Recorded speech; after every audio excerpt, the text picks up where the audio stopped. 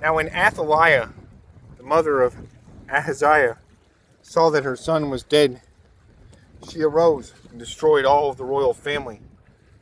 But Jehosheba, the daughter of King Joram, sister of Ahaziah, took Joash, the son of Ahaziah, and stole him away from among the king's sons who were being put to death.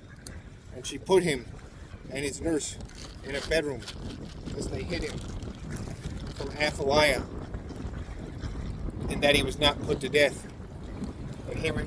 And he remained with her 6 years, hidden in the house of the Lord, while Athaliah reigned over the land. But in the 7th year, Jehoiada brought the captains of the Carites and of the guards, and had them come to him in the house of the Lord. And he made a covenant with them, put them under oath in the house of the Lord. And he showed them the king's sons, and he commanded them, "This is the thing that you shall do. This is the thing that you shall do. 1/3 of you, those who come off duty on the Sabbath and guard the king's house, another third being at the gate and sewer, and a third at the gate behind the guards, shall guard the palace, and 2 divisions of you. 2 divisions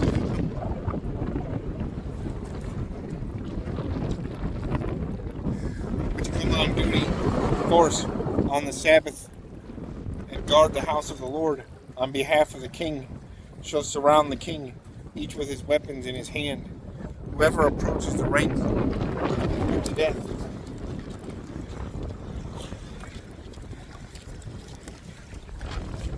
Is to be put to death. But with the king, be with the king when he goes out, when he comes in.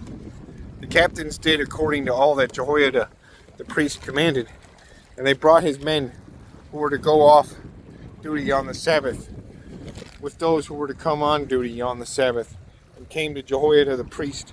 And the priest gave to the captains the spears and shields that had been King David's, which were in the house of the Lord.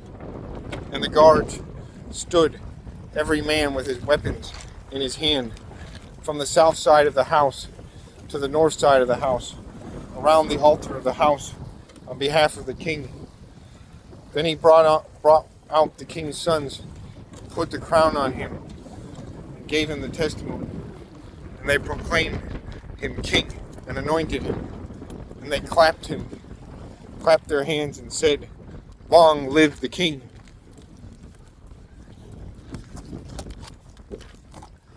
Long live the king.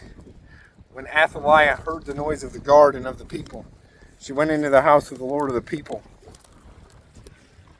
She went into the house of the Lord to the people. And when she looked, there was the king, standing by the pillar, according to the custom, and the captains and the trumpeters beside the king, and all the people of the land rejoicing and blowing trumpets. And Athaliah tore her clothes and cried, "Treason! Treason!" Then Jehoiada the priest commanded the captains who were set over the army, "Bring her out between the ranks, and put her to death with the sword, and put to death with the sword anyone who follows her." For the priest said, "Let her not be put to death in the house of the Lord." So they laid hands on her, and she went through the horses' entrance to the king's house, and there she was put to death. And Jehoiada made a covenant between the Lord and the king and the people, that they should be the Lord's people, and also between the king and the people. Then all the people of the land went to the house of Baal and tore it down. His altars and his images they broke in pieces, and they killed Mattan, the priest of Baal, before the house of the Lord, before the altars. And the priest posted watchmen over the house of the Lord. And he took the captains, the Carites, the guards, and all the people of the land. And they brought the king down from the house of the Lord marching through the gate of the guards to the king's house.